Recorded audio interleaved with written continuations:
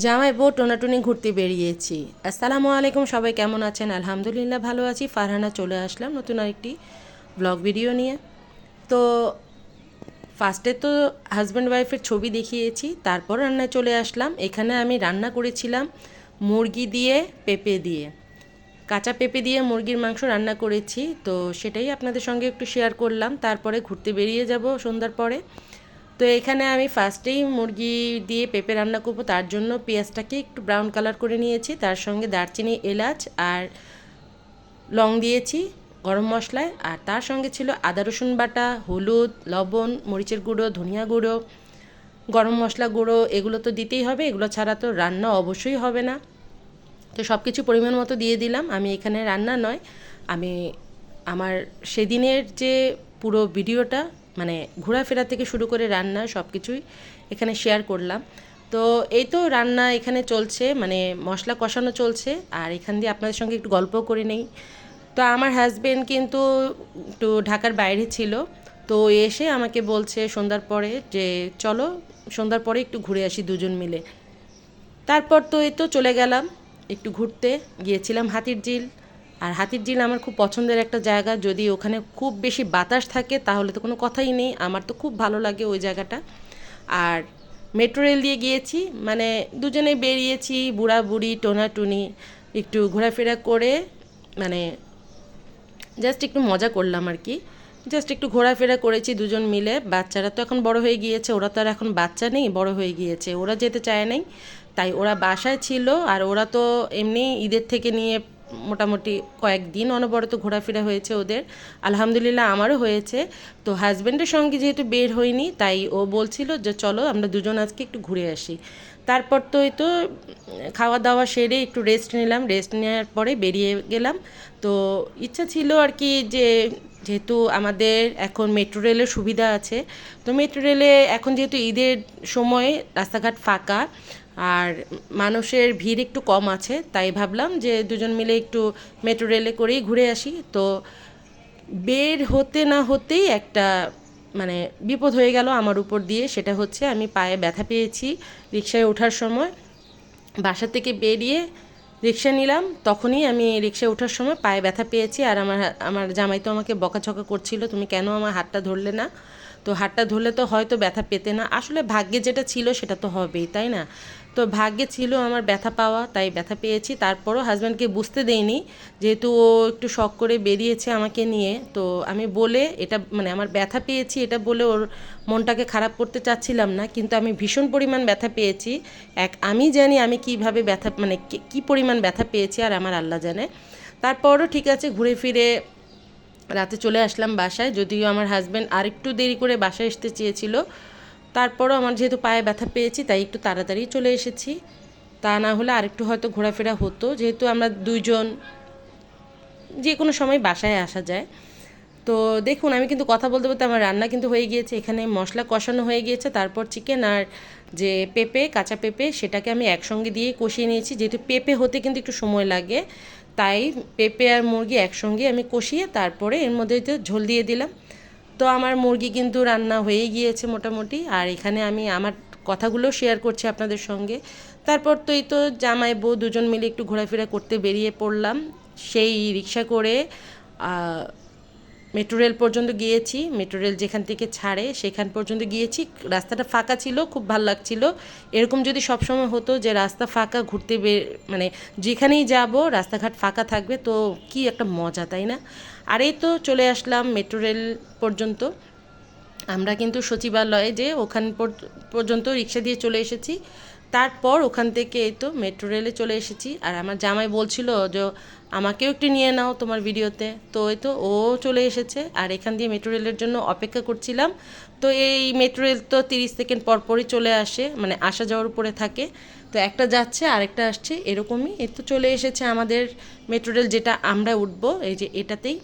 এখন এটা চলে যাবে কারণ বাজার, কারণ বাজার নামিয়ে দিবে আমাদেরকে। তারপর ওখান থেকে আমরা একদমই কাছে সেই হাতিরঝিল যাব দুজন মিলে। তো এ তো উঠে পড়লাম, একদমই ফাঁকা ছিল, দেখতেই পাচ্ছেন একদম খালি খালি, হাতে গোনা কিছু মানুষ ছিল। অবশ্যই একটুক মানুষ তো থাকবেই। তো সিট ছিল না, সিট খালি ছিল না, তো দাঁড়িয়ে যাচ্ছিলাম, তারপরেও খারাপ লাগছিল না, ভালোই লাগছিল, যেহেতু ফাঁকা ছিল এই জন্যই বেশি ভালো লাগছিল। আর এই তো মানুষজন নেই, একবারে স্টেশনটা খালি। তারপর স্কুলেটারে চলে আসলাম নিচে, তারপর নিচে বের হচ্ছিলাম, আর তো আপনাদেরকেও শেয়ার করলাম যে কি পরিমাণ ফাঁকা ছিল, মানে ঘুরতে যে কি মজা এই সময় সেটাই আপনাদের সঙ্গে শেয়ার করছিলাম। তারপরে এই তো কথা বলতে বলতে দুজন মিলে নিচে চলে এসেছি, তারপর রিক্সা নিয়ে এই তো হাতিরঝিল চলে এসেছি। আমার এই জায়গাটা যে কী পরিমাণ ভালো লাগে আমি আপনাদেরকে বোঝাতে পারবো না। মাঝে মাঝেই আমি আমার হাজব্যান্ডকে বলি আমরা দুজন এখান থেকে চলো ঘুরে আসি। তারপরে এই তো চলে আসলাম, ও টিকিট কাটছিল আর আমাকে বলছিল আইসক্রিম খাবা, তো আমি বলছি না, আমার গলাটা যেহেতু একটু মানে ব্যথা করছিল, কাশছিল, তাই আর খেতে পারিনি, কিন্তু অনেক মন চাচ্ছিল যে একটু আইসক্রিম খাই, তারপরেও খাইনি। তারপরে এই তো বোর্ডে উঠবো, বোর্ড এখানে ছিল, দাঁড়িয়েছিল, মানে আমাদের জন্য আরও অনেকেই উঠবে, সবার জন্য ওয়েট করছিল ওনারা। তারপরেই তো একটা একটা করে বোট নামছিল, উঠছিল, মানে ছাড়ছিল, এইভাবেই চলছিল। তো আমরা প্রথম যে বোটটাতে উঠেছিলাম, এটা একদম সামনের সিটে বসেছিলাম। তারপর যেটা হলো যে ইঞ্জিন চালু হচ্ছিল না, তারপর আবার এটা থেকে মানে বোটটা কিন্তু ভরে গিয়েছিল, তারপর আবার নেমেছি, নেমে আবার অন্য আরেকটা বোটে উঠতে হয়েছে। তারপরে আমরা আমাদের গন্তব্যে পৌঁছে গেলাম। এভাবে করে তো আরও অনেকেই ভিডিও করছিল, যেহেতু রাতের এই সিনগুলো কিন্তু খুব বেশি ভাল লাগছিল। আর বোট ছাড়ার পরে কিছুটা বাতাস ছিল, আর এমনি তো গরমই ছিল। ঈদের সেই 20 রোজার পর থেকে যে গরম, আর এখন পর্যন্ত তো গরমেই আছে। যদিও আমার এই ভিডিওটা কিন্তু পয়লা বৈশাখের 2 দিন পরের ভিডিও, 2-3 দিন পরের ভিডিও ছিল, আমি এতদিন দিতে পারিনি, তাই আজকে আপনাদের সঙ্গে শেয়ার করে ফেললাম। আর এই তো এখানে রাতের যে সিনটা দেখেন কি সুন্দর লাগছিল, পানি, তারপর ওই যে লাইটিংগুলো যে জ্বলছিল, আমার তো বেশ ভালো লাগছিল, তাই একটু শ্যুট করলাম। আর বোটটা কিন্তু পুরোই ভরে গিয়েছিল, মানে কোথাও কোনো সিট খালি ছিল না। তো অনেকেই ঘুরতে বেরিয়েছে আমাদের মতোই, আমাদের মতো পাগল যারা, তারাই ঘুরতে বেরিয়েছে, কারণ এই সময় রাস্তাঘাট ফাঁকা থাকলে যে একটা কি মজা, এটা যারা এই সময় বের হবে তারাই একমাত্র বুঝবে। তো এই করতে করতে বুড়াবুড়ি টোনাটুনি চলে আসলাম হাতিরঝিল, প্রায় মোটামুটি শেষের দিকে, এটা গুলশানের দিকে মানে আমরা গুলশানের চলে এসেছি কাছাকাছি। তারপর এখান থেকে গুলশান নেমে ওখান থেকে আমরা পুলিশ প্লাজা গিয়েছিলাম, পুলিশ প্লাজা গিয়ে একটু শপিং মলটা মানে ঘুরেছিলাম দুজন মিলে। তো কিছু কিছু দোকান খোলাই ছিল, আর ফুড কোর্ট খোলা ছিল। ওখানে গিয়ে আমি একটু থাই স্যুপ খেয়েছি, যেহেতু আমার গলাটা ব্যথা ছিল, তাই একটু থাই স্যুপ খেয়ে নিলাম। আর তারপর তো রং চা খেয়েছি। এ করে আবার আরেকটু ঘোরার ইচ্ছা ছিল, তবে আমার পায়ের ব্যথার জন্য আমি ঘুরতে পারিনি। তো ইনশাল্লাহ আল্লাহ সুস্থ রাখলে, বাঁচিয়ে রাখলে আবার কখনো যাওয়া হবে, আর কখনো আপনাদের জন্য আবার শ্যুট করা হবে। তো বয়স যেহেতু হচ্ছে, ঘরে বসে থাকলে তো হবে না, এই সময় দুজনকে সময় দিব, কথাবার্তা বলবো, একটু ঘুরবো, এটাই স্বাভাবিক। আমরা এখন যত বয়স এগিয়ে যাচ্ছে ততই মৃত্যুর দিকে চলে যাচ্ছে, আমাদের বয়সটা আর কি মৃত্যুর দিকে চলে যাচ্ছে। তো লাইফটাকে একটু এনজয় করা ভালো, সব সময় বাচ্চা কাচ্চা নিয়ে বের হতে হবে। এখন তো বাচ্চারা বড় হয়ে গিয়েছে যেহেতু, তাই ওরাও যেতে চায় না আমাদের সঙ্গে, মানে যেতে চায় না বলতে সব জায়গায় না, কিছু কিছু জায়গায় বললে, যদি আমি বলি যে চলো একসঙ্গে সবাই যাই, ওরা বলে না, আমরা এখন বড় হয়েছি, যাও তোমরাই যাও, তোমরা দুজন ঘুরে আসো। আর এই যে এই সিনটা দেখেন, পুরোই মনে হচ্ছে আমি দুবাইয়ের একটা ফিল নিচ্ছি, মানে দুবাই একটা ফিল ছিল এই জায়গাটায় যখন আমি আসছি, ভাল লাগছিল। তাই এটাও আপনাদের সঙ্গে একটু শেয়ার করলাম যে আমি এখন কিন্তু দুবাইতে আছি। দুষ্টামি করছি, ফান করছি, কেউ খারাপভাবে নেবেন না আমার কথাটাকে, মানে ভাল লাগছিল সেটাই আপনাদের সঙ্গে শেয়ার করলাম।